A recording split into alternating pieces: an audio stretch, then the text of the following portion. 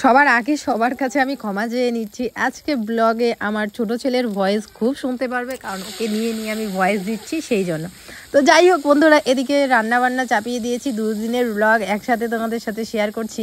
মানে এই পার্টটা না দেওয়াই হয়নি, আর আমার কাছে আমার মোবাইলের মধ্যে যদি কোনো পার্ট রয়ে যায় তখন মনে হয় কি যে কেন দিলাম না, কেন শেয়ার করলাম না, মানে এরকম লাগে। আমার মোবাইলে সমস্ত কিছু যেগুলো আমি যেদিন শ্যুট করবো পুরোটাই দিতে হবে, এরকম আর টাইপের আর কি। তো যাই হোক, এদিকে রান্নাবান্না করছি। আর আজ যাবো একটু মামি শাশুড়ির বাড়িতে। তো এই যে ফুলকপির তরকারি, এগুলো হয়তো বা তোমাদের সাথে শেয়ার করেছি কিনা আমি ঠিক মনে পড়ছে না, তো সেই জন্য দিয়ে দিলাম। গোপাল ঠাকুর আমার ঘুম থেকে উঠলো। তো সচরাচর কিন্তু আমি এই যে এই সমস্ত কিছু খাবার দেই না, কিন্তু যেহেতু 2 ভাইয়েরই একটু মুখটা ভালো না, আর কিছুই খেতে যাচ্ছে না, বুঝতেই পারছো, জ্বরের মুখে কিচ্ছু ভালো লাগে না, তো সেই জন্য 2 জনকে একটু একটু দিলাম। থাক, ছোটটা তো আর এই যে খেতে পায় না, মুখ থেকে বেরিয়ে যায়। এই যে বাবা, এই যে পড়ে গেছে, এই যে ছোটন, ও তো তার ওষুধটা মনে করো জোর করে দিলে খায়। ইনি বাবু আমার ওষুধ খায় না। বাবা ওষুধ খাবা? দিব? এত সোজা আনবো? দুজনেরই তো জ্বর সর্দি তোমরা দেখতেই পেলে। তো শুরু হয়েছে, তা এখন কবে যে শেষ হবে তার আর কোনো ঠিক ঠিকানা নেই, কারণ জ্বর হলে তো ফট করে হয়ে যায়, কিন্তু যখন শেষ হওয়ার নাম নেয় না, মানে ছাড়ার নাম নেয় না। আর বড় ছেলে তো এত দুরন্ত, খালি জলের মধ্যেই থাকে সারাটা দিন, কলে পাড়ে যে কতবার যায়, হাত ধুবে পা ধুবে এই বাহানা করে করে। তো যাই হোক, এদিকে আমি ঘুম থেকে উঠেই সকাল সকাল দেখো ঘর দরজা সমস্ত কিছু মুছে নিয়েছি। ঘরটা মুছতেই হয় প্রতিদিন, ঘর সমস্ত কিছু, বারান্দা সমস্ত মুছে নিয়েছি। এখন রান্নাঘরে যে বাসি বাসনগুলো ছিল রাত্রেবেলা ধোয়া হয় না এখন, তার মধ্যে যেহেতু কোনোদিনও সময় পেলে ধুয়ে নেই, কারণ যদি আগে আগে খাওয়া হয়ে যায়, আমার বর যদি আগে আগে বাড়িতে চলে আসে তাহলে ধুয়ে নেই, আর যদি দেরি করে আসে তখন আর ধুই না। আর দ্বিতীয়ত হচ্ছে দুজনেরই সর্দি লেগেছে, আর দুজনেই যেহেতু আমার ব্রেস্ট ফিডিং করে, তো ঠান্ডা লেগে যায় যদি, সেই জন্য বর বলল যে এখন রাত্রেবেলা ধুতে হবে না। তো সেই জন্য দেখো কতগুলো বাসন জমেছে রান্নাঘরে, আমার ঘরে। তো সব বাসনপত্র সমস্ত কিছু নিয়ে গেলাম, তার সাথে এই যে আমার কাঁথা, নিত্যদিনের সঙ্গী। যতদিন না বাচ্চা কাচ্চা বড় হচ্ছে ততদিন নিত্যদিনের সঙ্গী হচ্ছে ঘুম থেকে উঠে এরকম 1 বালতি বা 1 গামলা কাপড় নিয়ে তোমাদের ঘর থেকে বের হতে হয়। তো যাই হোক, এগুলো হচ্ছে মানে ডেলি লাইফের আমাদের পার্ট, এগুলো ছাড়ার না। তো যাই হোক, তারপরে দেখছি আরও কোনো বাসন টাসন আছে নাকি। তো সমস্ত বাসন একবারে নিয়ে কলে পাড়ে রাখলাম। এখন বারান্দাটা মুছে নেব, বারান্দা মুছে তারপরে কলে পাড়ে যাবো। ওইদিকে হচ্ছে আমি বাসনও ধুবো, কাপড়গুলো ভিজিয়ে রাখবো, সঙ্গে সঙ্গে তো আর ধুবো না, কাপড়গুলো ভিজিয়ে রাখবো আর স্নান করে নেব। আর জানো আজকে একটা ভালো দিক কী বলো তো, আমি স্নান করে নিয়েছি, তারপরে কারেন্ট চলে গেছে। তো কারেন্ট চলে গেছে আর কারেন্ট আসছে না, সেই তখন 11টা 11:30 বাজে তখন কারেন্ট আসছে, মানে হয়তো বা কোনো কিছুর কাজ করছিল। তো 6টা 6:30টার দিকে গেছে, আর 10টা 11টা 11:30টার দিকে কারেন্ট এসেছে।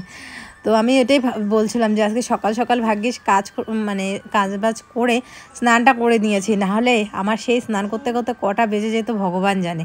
আর সকালে স্নান করে নিলে না একটা ঝামেলা কমে যায় এরকম লাগে, কিন্তু ঠান্ডা লেগে যাওয়ার চান্স থাকে খুব। আর এখন নতুন শীত পড়ছে, কুয়াশা চারিদিকে, তো সেই জন্য ঠান্ডাটা লাগার বেশি চান্স থাকে।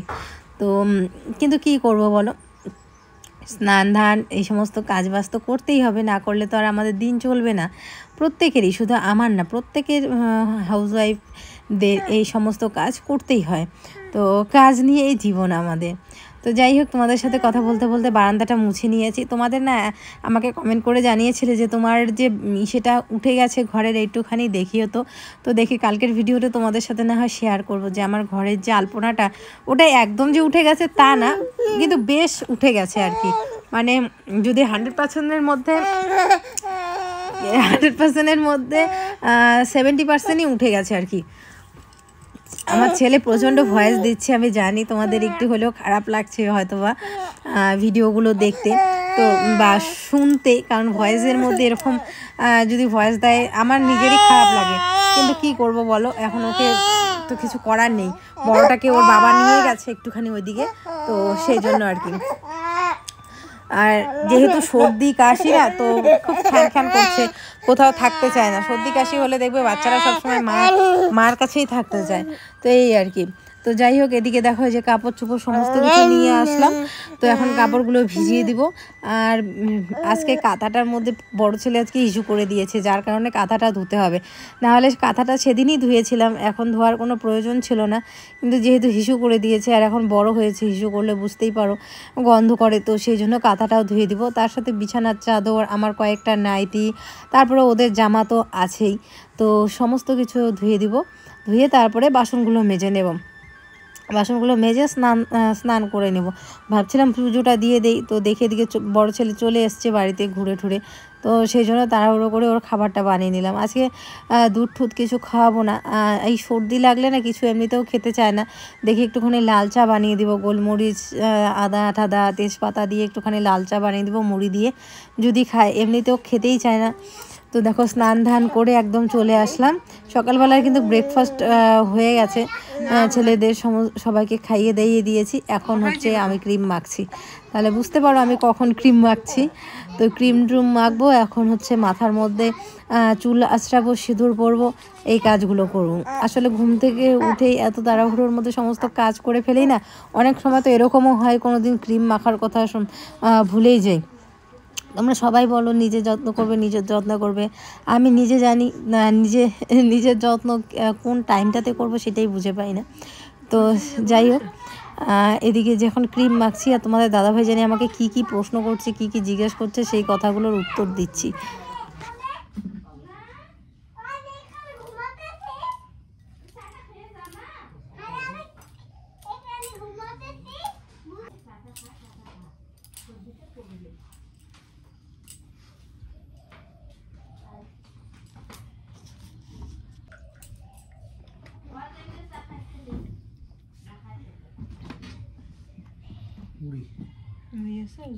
দুধ আছে,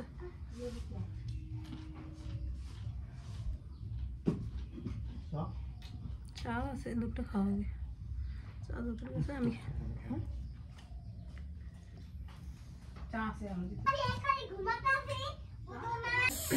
তো মূলাগুলো এটা কালকে বাবা আনছে।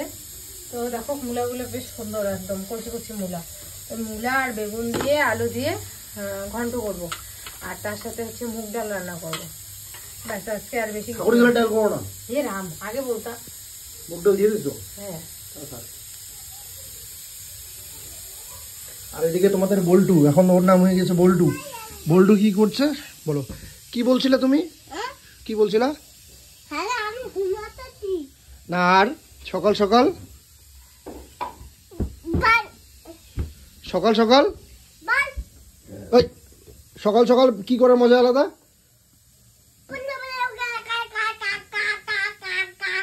বলো না, সকাল সকাল ব্যায়াম করার মজাই আলাদা। বলো না। দেখো কেমন দুষ্টমি করে তোমাদের বল্টু। নাম এখন বল্টু। বাবা বল্টু, বাবা বল্টু, বাবা বল্টু। দেখো কি অবস্থা।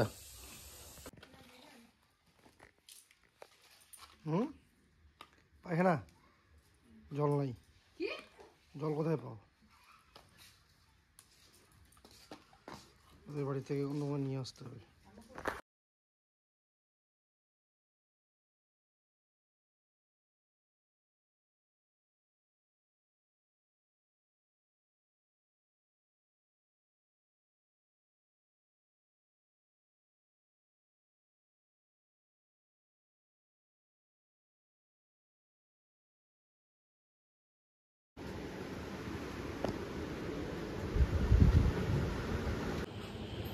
বলো।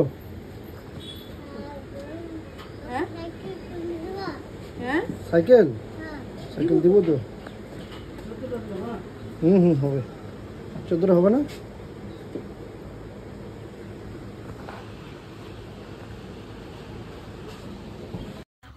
তোমরা এতক্ষণে জেনে গেছো যে আমরা কোথায় যাচ্ছি। হ্যাঁ বন্ধুরা, আমরা যাচ্ছি আজকে মামার বাড়িতে গৃহপ্রবেশ নিমন্ত্রণ। সেই উপলক্ষে কাউকে বলেনি, শুধু আমাদেরকে বলছে যে এমনি মানে সেরকমভাবে সে করেনি, যাই হোক যেতে বলেছি। আমি তোমাদেরকে বোঝাতে পারছি না আসলে। কিন্তু বন্ধুরা এই রাস্তাটা খুবই চেনা জানা আমার একটা রাস্তা। আমি ছোটোবেলায় এই রাস্তা হয়েই আমার দাদুর বাড়ি, মামার বাড়ি। তো এই রাস্তাটা খুবই পরিচিত রাস্তা এবং এই রাস্তার সঙ্গে আমার অনেক স্মৃতি জড়িয়ে আছে, অনেক আবেগ জুড়ে আছে। কারণ বুঝতেই পারো একটা মানুষের জীবনে কিন্তু মামার বাড়ি, দাদুর বাড়ি একটা আলাদা স্মৃতি ঘিরে থাকে। তো এই যে দেখো এই যে একটা পাটোয়ারি বাড়ি আছে না, এই বাড়িটা আমার খুব পছন্দের। কারণ এটা কিন্তু রাজকীয় আমলের একটা বাড়ি। এখানে একটা ঘরও আছে রাজকীয়, আমাদের রাজার একটা কি পাঠাগার একটা কিছু একটা আছে আর কি। যাই হোক আমার এই মুহূর্তে মনে পড়ছে না, কিন্তু বাড়ির যে সেটা দেখো না, এতটা সুন্দর রাস্তা দিয়ে হয়ে তারপর ওই বাড়িটা যেতে হয়। এটা কিন্তু খুব আভিজাত্য আগের, মানে এখনও আছে। তো আর তোমাদেরকে একটা জিনিস হয়তো দেখালাম যে একটা ছেলে মাছ ধরছে। তো এই দৃশ্যগুলো খুব ভালো লাগে আর কি। আর এদিকে আমার বড় ছেলে তো মানে ঘুমোতে আসলো প্রায়। আর এই হচ্ছে কি বলে মামার বাড়ির যাওয়ার রাস্তা। খুব সুন্দর একটা রাস্তা, দেখতেই পাচ্ছ যে পাশেই পুকুর, তার উপরে এই ছোট্ট রাস্তা হয়ে যেতে হয়। এই পুকুরে হচ্ছে ছোটোবেলায় প্রচুর চান করতাম। আসলে মামার বাড়িতে আসলাম যে কত স্মৃতি মনে পড়ে আমি বোঝাতে পারবো না তোমাদেরকে। আগে তো এরকম বাড়িঘর ছিল না, যাই হোক এখন তো অনেক ভালো বাড়িঘর হয়েছে। এদিকে মামা এই যে জানোই তো ওই ঘরটাও নতুন, এই ঘরটাও নতুন। এই যে এটা হচ্ছে রান্নাঘর, যেটা নতুন দেখতে পাচ্ছ। তোমাদের তো এর আগেও দেখিয়েছি। যাই হোক এই রান্নাঘরটাই আজকে নতুন করে পুজো করা হলো ওই ঘর উপলক্ষে।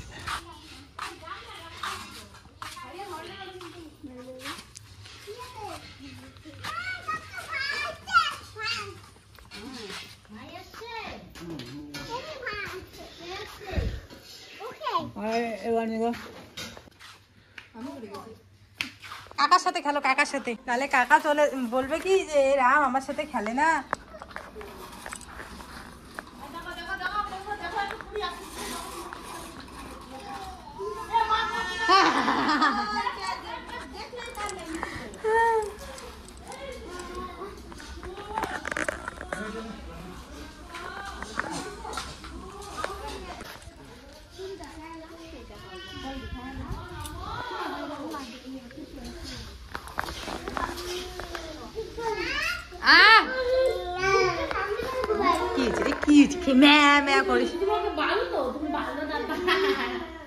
এখানে পুজো হয়েছে না,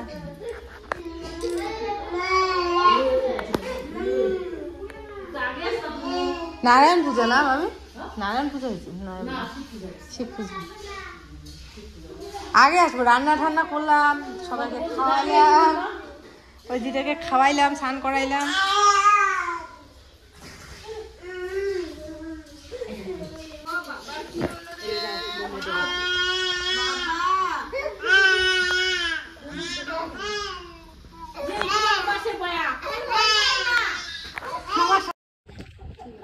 বাবা তুমি একা একা খাচ্ছ? ওলে বাবালে, টেস্টি হয়েছে মা? মা কেমন হয়েছে প্রসাদ? ভালো হয়েছে?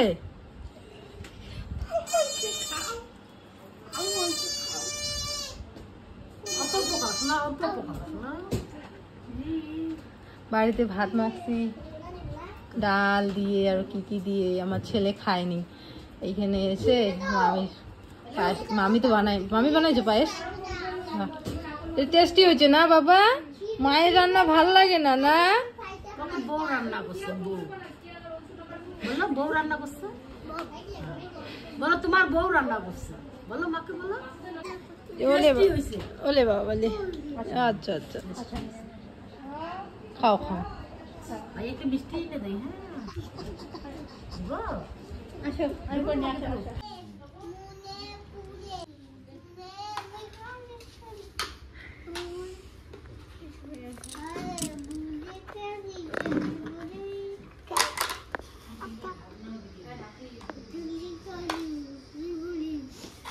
ও এটা তোমার মাইক্রোফোন? ওইটা মাইক্রোফোন, ওটা ওই যে মাইক্রোফোনে গান করতেছো, করো করো করো করো, মাইক্রোফোনে গান করো। হ্যাঁ আমি যাব, ঠিক আছে আমি ভাইকে দেখাই।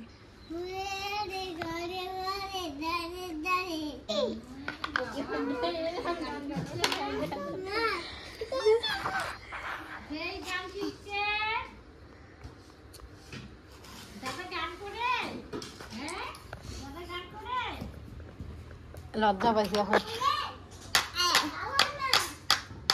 গান শোনে, আমার গান শোনে, দাঁড়া না। ইমা ইমা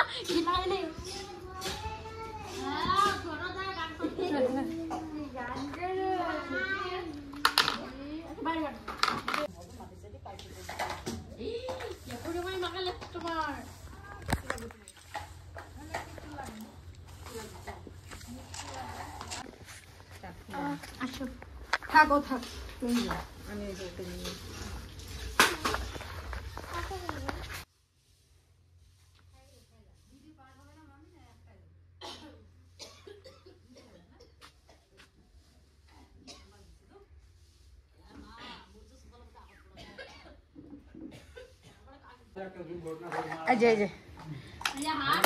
কি বলছি আমি?